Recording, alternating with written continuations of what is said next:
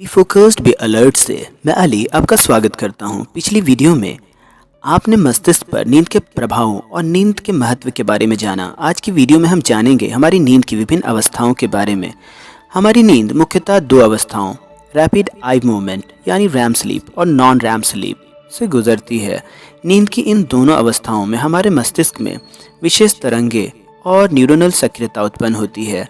सामान्यतः आधी रात के बाद से सुबह जागने तक हम रैम स्लीप की अवस्था में रहते हैं। जैसा कि आपने जाना कि हमारी नींद दो अवस्थाओं रैम स्लीप और नॉन रैम स्लीप से गुजरती है, इसलिए हमारे लिए ये जानना भी ज़रूरी है कि हमारी नॉन रैम स्लीप भी तीन अलग अलग अवस्थाओं से गुजरती है। नॉन रैम स्लीप की पहली अवस्था में हम अपनी जागृत अवस्था से नींद की हालत में पहुंचने लगते हैं। नींद की ये अवस्था बहुत कम समय यानी सिर्फ कुछ मिनटों के लिए होती है और यह अल्प निद्रा की अवस्था होती है।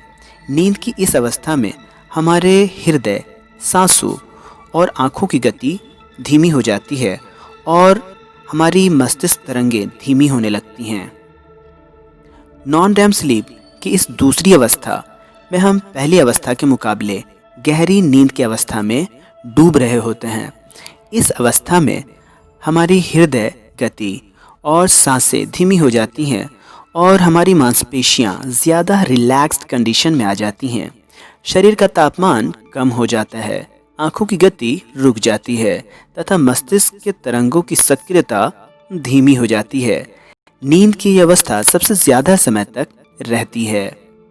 नॉन रैम स्लीप की इस तीसरी अवस्था में हम नींद की गहरी अवस्था में चले जाते हैं और नींद की यही अवस्था हमें सुबह में ताजगी का एहसास प्रदान करता है। नींद की ये अवस्था रात के पहले पहर में लंबे समय तक बनी रहती है। इस अवस्था में हमारी हृदय गति और सांसों की गति न्यूनतम होती है। नींद की इस अवस्था में हमें जगाना मुश्किल होता है और हमारी मांसपेशियां रिलैक्स कंडीशन में आ जाती हैं। आइए अब हम बात करते हैं नींद की दूसरी अवस्था यानी रैम स्लीप के बारे में। नींद की ये अवस्था सबसे गहरी होती है। इस अवस्था में हमारी आंखें बंद होती हैं पर हमारी आंखों की पुतलियां तेज़ी से गति कर रही होती हैं। इस अवस्था में हमारी मस्तिष्क तरंगें लगभग इतनी सक्रिय होती हैं जितनी जागृत अवस्था में। इस अवस्था में हमारी सांसें कभी तेज़ हो जाती हैं और कभी धीमी।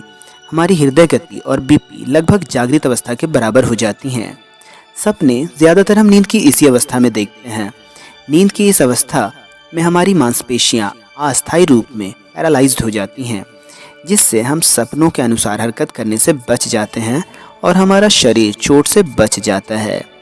जैसे जैसे हमारी उम्र बढ़ती जाती है, रैम स्लीप का समय कम होता जाता है। जब हमारे सोने का कमरा शांत और ज़्यादा आरामदायक होता है तो हम नींद की गहरी अवस्था में जल्दी पहुंच जाते हैं।